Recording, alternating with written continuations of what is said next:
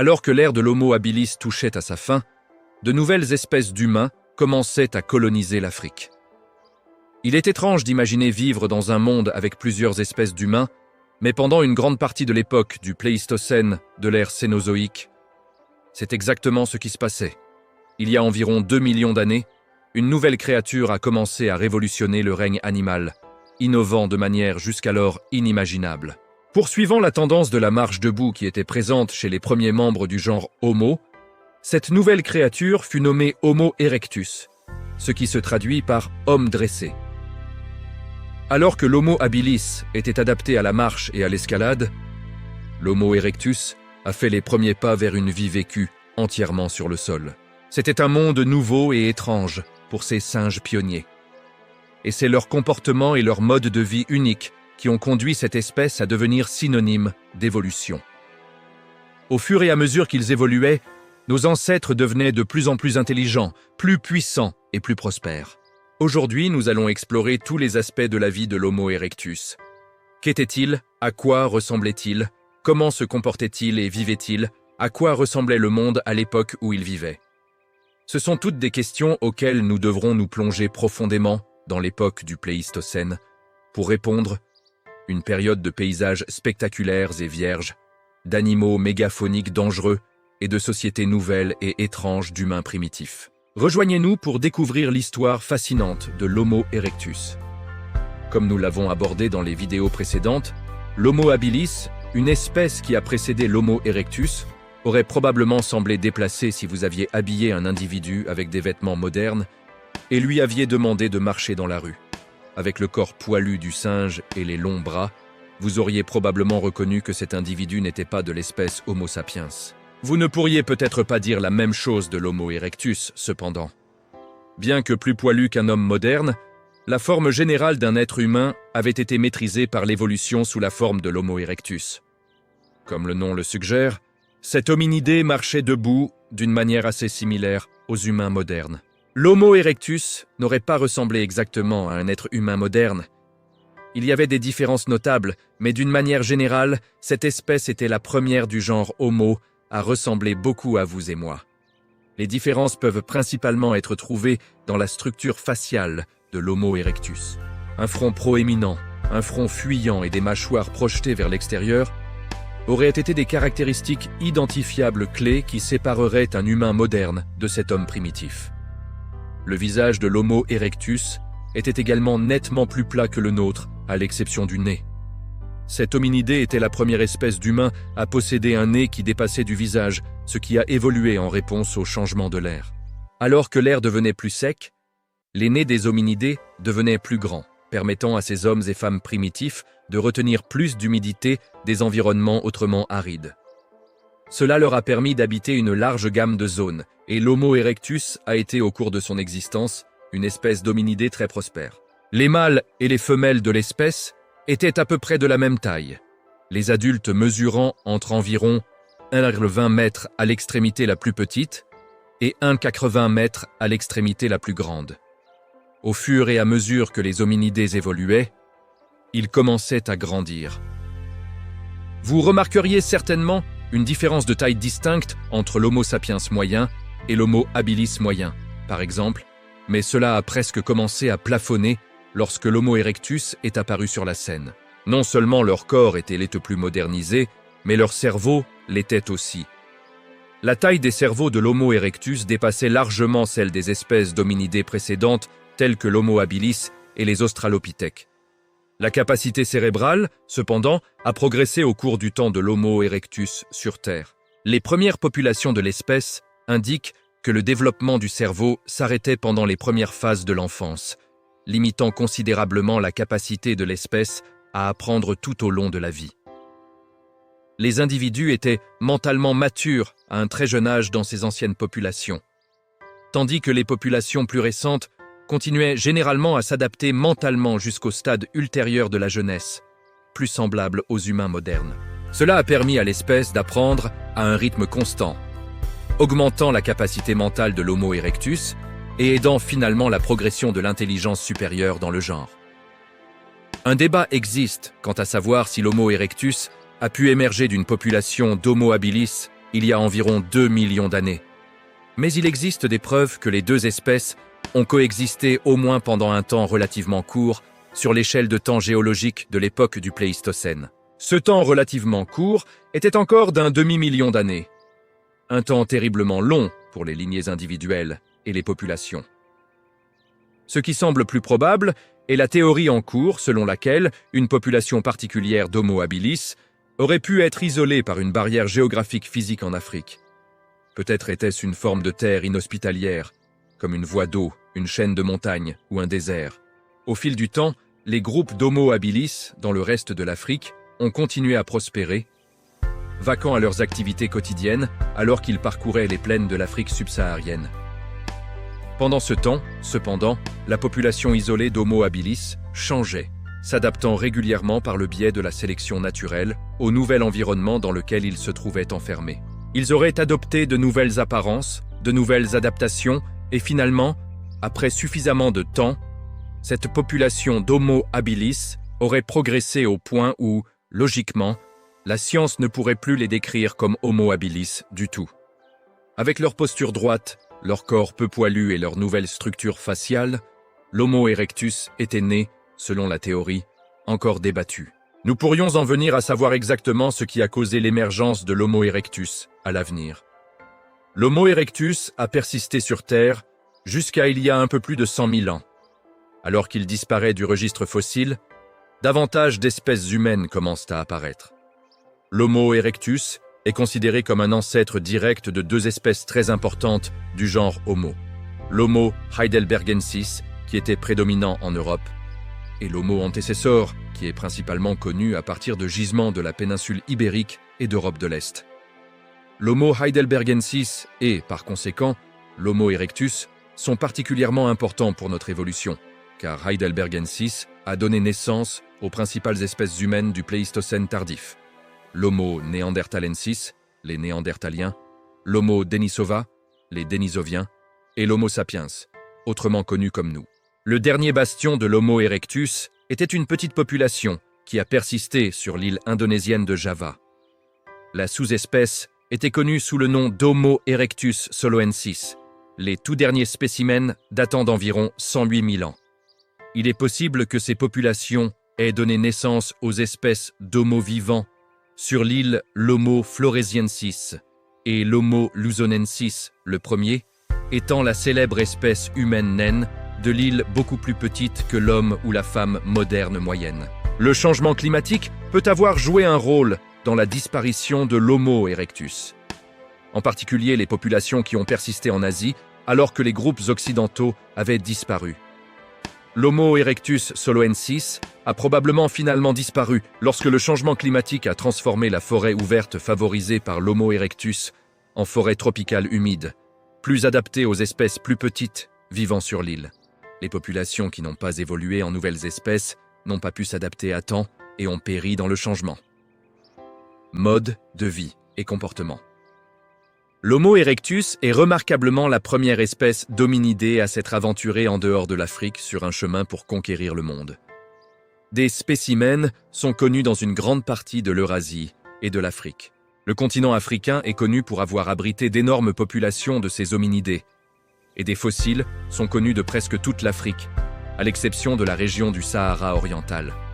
La moitié occidentale de la péninsule arabique a été colonisée, et on sait que des populations ont voyagé aussi loin au nord depuis cette région jusqu'en Turquie.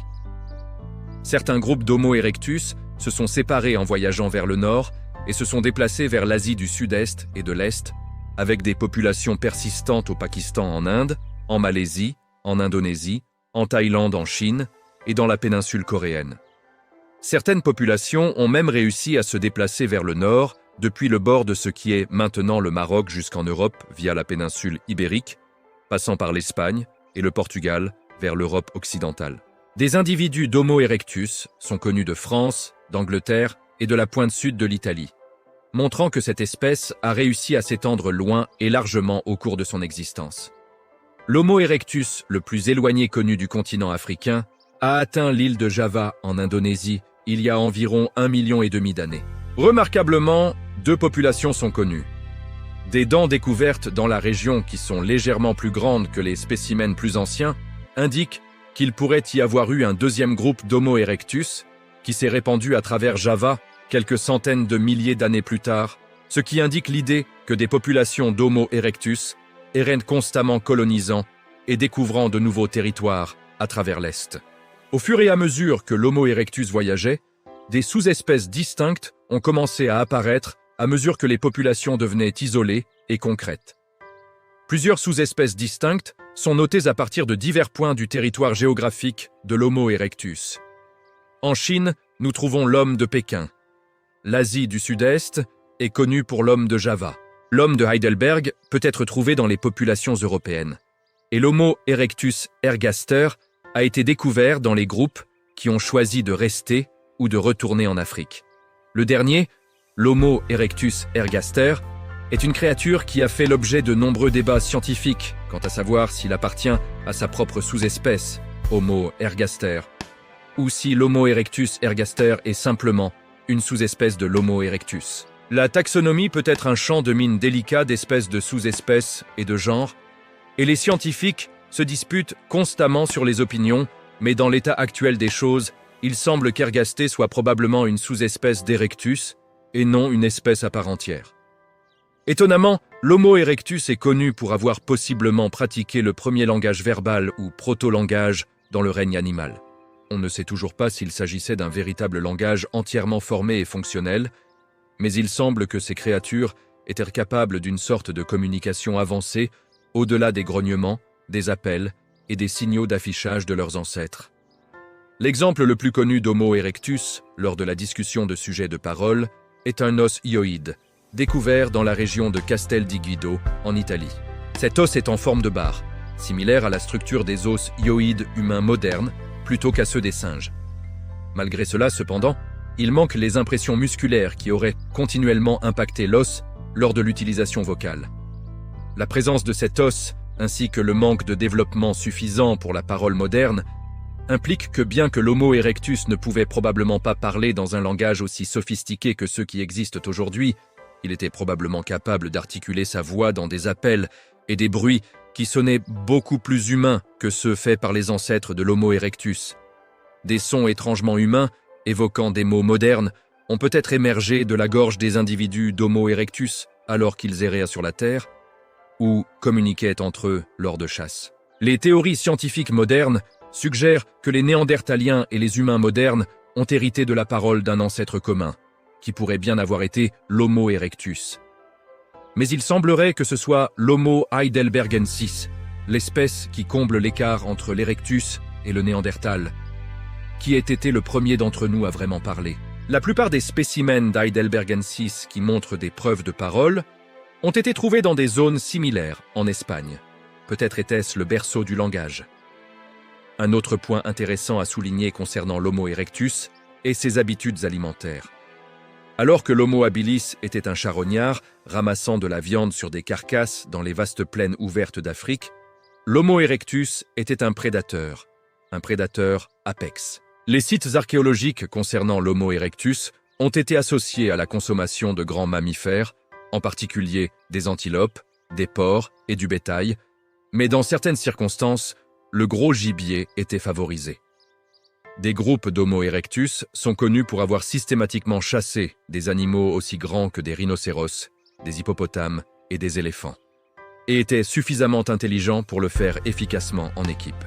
Ils peuvent également avoir été la première espèce humaine à vivre selon un régime de chasseurs-cueilleurs, car des populations d'Homo erectus en Israël ont été associées à la consommation de plus de 50 types différents de fruits et légumes, ainsi que de noix et de graines. Le régime alimentaire a vraisemblablement changé radicalement en fonction des types d'aliments disponibles dans les endroits où l'Homo erectus pouvait être trouvé. Les créatures plus grandes étaient probablement prises en Afrique, tandis qu'au nord en Europe et à l'est, en Indonésie, les régimes alimentaires auraient grandement différé. Les mammifères n'étaient pas les seules créatures au menu. Les restes de poissons, de tortues, de crocodiles et d'amphibiens montrent également des signes clairs de prédation par l'Homo erectus. Nos ancêtres commençaient à ce stade à indiquer que c'était l'intelligence et non la force brute qui pouvaient vous amener au sommet de la chaîne alimentaire. Afin de consommer et de chasser une si large variété de sources de nourriture, il fallait être capable de fabriquer des outils. Sans eux, l'Homo erectus avait peu de chances d'abattre un éléphant ou un hippopotame. L'industrie des outils en pierre acheléen est le plus étroitement associée à cette espèce d'humain. Et l'Homo erectus a été le premier de nos ancêtres à se procurer des armes mortelles. De tels objets, qui ont été trouvés sur Terre à partir de sites de fouilles archéologiques, comprennent des haches en pierre, des couteaux, des pioches primitives et des couperets. Ceux-ci auraient été inestimables dans la préparation des aliments. Mais l'Homo erectus est allé plus loin et a probablement utilisé certains de ces outils pour couper du bois. Les premiers de ces outils en pierre acheléen proviennent de West Turkana, dans ce qui est maintenant le Kenya. Des outils en pierre olduvéen plus anciens qui étaient utilisés par l'Homo habilis se trouvent sur le même site, ce qui indique une transition entre les deux styles. Cela coïncide avec il y a environ 1,5 million d'années, quelques centaines de milliers d'années seulement après que l'Homo erectus soit apparu sur la scène. Ces nouveaux humains étaient en effet intelligents, et ils ont laissé leur marque sur le monde pour le prouver. Certaines des sous-espèces ultérieures d'Homo erectus à Java ont même réussi à concevoir et à utiliser des bolas, un outil en pierre sophistiqué, fabriqué à partir de cordes et de roches qui frappe et maintient les proies lorsqu'il est lancé. L'Homo erectus avait une arme dans son arsenal qui surpassait technologiquement toutes les autres, cependant, le feu. Pour la première fois, nos ancêtres l'utilisaient et le contrôlaient maintenant, quelque chose qui allait révolutionner le monde. Notre vidéo précédente sur la découverte du feu entre dans beaucoup plus de détails sur la façon dont les premiers humains ont pu apprendre à exploiter le pouvoir du feu, mais l'Homo erectus, encore une fois au Kenya, est connu pour avoir été les premiers humains primitifs à transporter le feu de la nature vers leurs établissements ou leurs grottes. En découvrant quels matériaux brûlent plus lentement que d'autres et en trouvant la bonne façon de frapper les roches pour créer une étincelle, l'Homo erectus aurait été capable de démarrer un feu, pas seulement de l'utiliser. Cela aurait été un système d'essais et d'erreurs, où la technologie a été perdue et retrouvée à plusieurs reprises à travers les endroits et les générations. Mais finalement, vers la fin de la période évolutive de l'Homo erectus, le feu dans le registre archéologique humain semble avoir été une constante. Alors que vous vous réchauffez près du feu cet hiver, vous savez qui remercier en fin de compte. Le feu a été utilisé à de nombreuses fins. Chaleur, lumière et peut-être même divertissement au début. Principalement, cependant, le feu aurait été utilisé pour faire les premiers aliments cuits. Les outils étaient utilisés pour couper ou traiter les aliments durs, qui étaient ensuite ajoutés au feu pour améliorer le goût, augmenter la valeur nutritionnelle ou même pour rendre certains aliments sûrs à manger. Les essais et les erreurs ont probablement joué un rôle important dans la façon dont cela a été découvert. Mais l'Homo erectus était l'un des premiers chefs du genre Homo. Non seulement l'Homo erectus maîtrisait des outils avancés et le feu, mais ils étaient également connus pour avoir construit des habitations de base. Des structures dispersées ont été trouvées en Afrique, bien que les scientifiques ne soient pas sûrs à quelle espèce d'Homo celle-ci devrait être attribuée. Alors que nous nous aventurons vers le nord en Europe, nous pouvons voir des exemples d'abris de base dans ce qui est maintenant l'Allemagne et la France, ainsi que la République tchèque. Mesurant environ 3 mètres sur 4 mètres et environ 2 mètres de haut, il s'agissait d'habitations très simples, faites en manipulant des branches pour former un toit qui reposait sur des branches supplémentaires qui agissaient comme des supports ou des poteaux. Ces supports étaient coincés dans un composite de roches et de boue à la base, ce qui formait un type de bâtiment très basique. Ceux-ci ont peut-être été utilisés comme base temporaire en hiver pour protéger l'Homo erectus de la neige et de la pluie dure. L'Homo erectus est même crédité de la formation des premiers exemples d'œuvres d'art ou d'activités rituelles.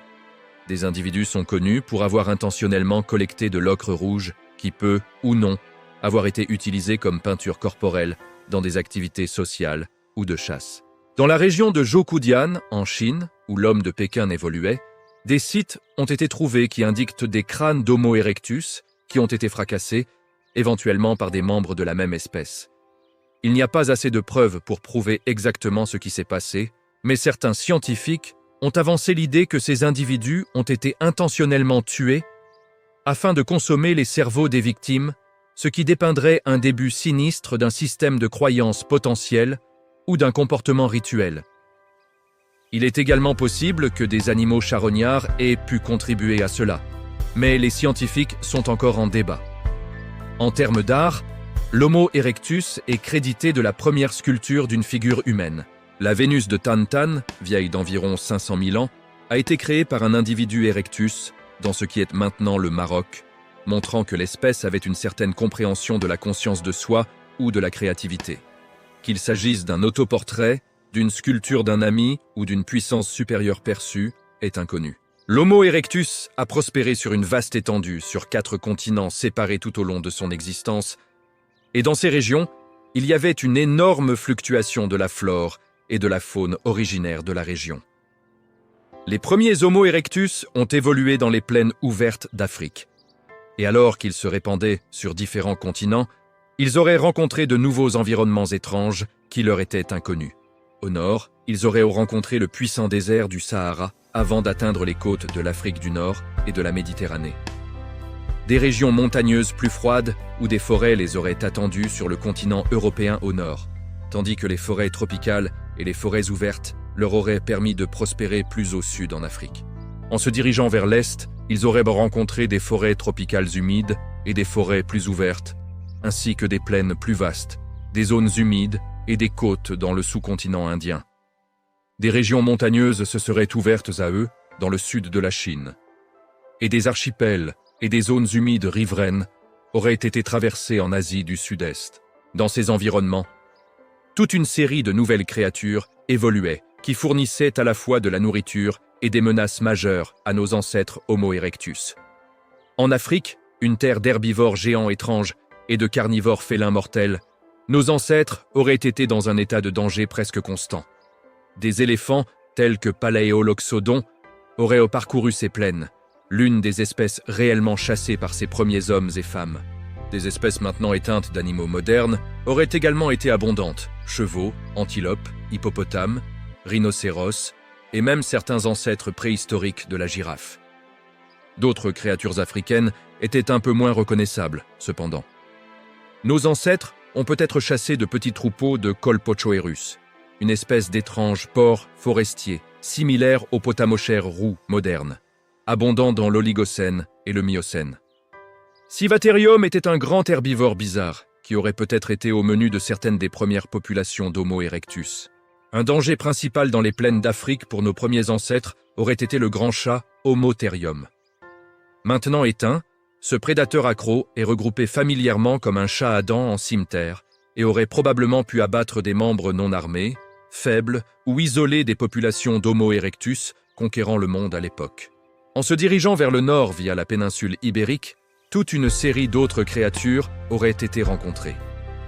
De vastes populations intactes de cerfs auraient couru à travers les champs et à travers les bois de cette nouvelle terre, peut-être poursuivies par des loups ou d'autres prédateurs. L'Europe, du point de vue du paysage, n'aurait peut-être pas été très différente de ce qu'elle est maintenant, mais plusieurs créatures étranges ont rejoint l'Homo erectus dans cette terre.